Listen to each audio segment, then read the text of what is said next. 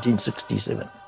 My father came up from Wellington and became the Maori missionary in Auckland. He's invited up here by Bishop Gowing in the Anglican Church.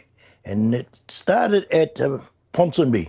And it just grew. And later on, when we acquired the Holy Sepulchre in Kaiba Pass, at the marae, we've been there ever since 69.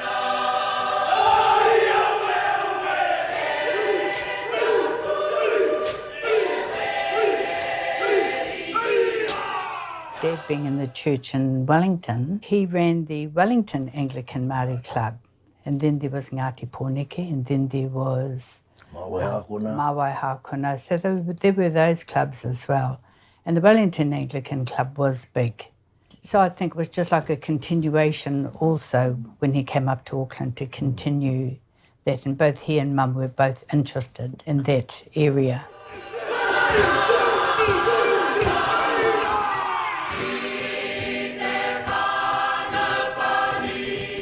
When he came driven by not just the church, but his tikanga.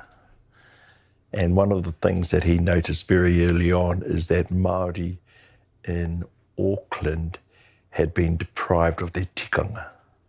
So one of the driving forces in a lot of his waiata that he wrote was about the role of tikanga and the role of your faith. How they sat alongside each other in order for you as a person to reconnect to where you came from, to reconnect to your hakapapa, to reconnect to your people. And so the kapahaka was a vehicle, and that vehicle grew. When the club first started, you were looking at 150, 200 people turning up at practices, and they would turn up in collar and tie and in skirts and dresses. When we moved to our own home base at Tātai Hono, the club became the pou for the whare karakia. They were the workforce for looking after the two whare, the whare tikanga and the whare karakia. It wasn't expected, it was the norm.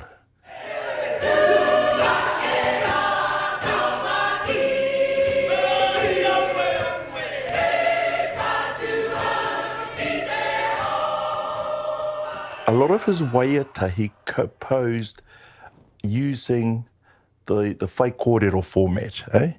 So he would have a tauparapara, a mihi ki ngā mate, and then he would have his kaupapa and a little pepeha to finish it off with.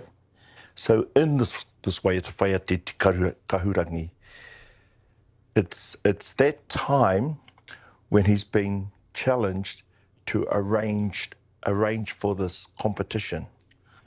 And I think that challenge for him was about bringing not just Tāmaki together, but the country together under this kapahaka.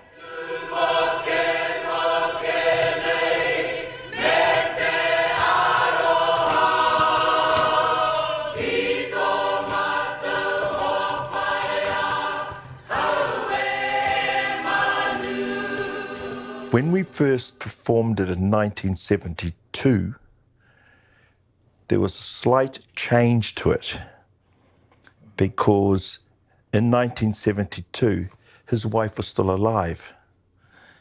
And in 1973, the first time we performed at the Nationals, Manu had passed. And so he added in, so when he's got this tauparapara at the beginning, ngā waka, ngā iwi, ngā reo, ngā mana, te tapu, te wehi rauranga tira mā, karanga ki te whānau pani. Yeah. And then, this is tangi te manu. E tū moke nei me te aroha, ki tō mātou hoa haia aue e manu. And then the haka, e ka poki te hoetu, e ka poki te marama, e ka poki te atoa kuraukura, ka riro. Then the first verse, which is what we used to sing the year before. Ka riro rā te momo tangata me mene ki tāwhiti. Maringi ai, te waiaku kamo, te aroha ki ahau. So there's that tangi, ki te mate, unga mate. And he just added this piece in front for Manu.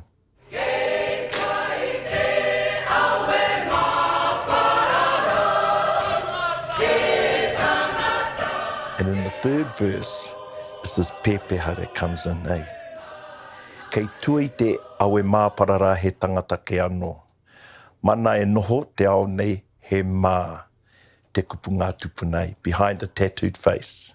So, if you look inside those kupu at the challenges of that day that he was facing, there they are.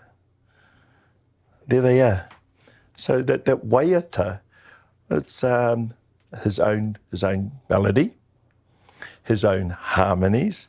You know, he was raised in the Anglican Church, and he was raised in tonic solfa, do, re, mi, fa, sol, la, ti, do. All his waiata there, it's all the tonic solfa. So for me, teaching the club today, I can just look back and follow through the tonic solfa.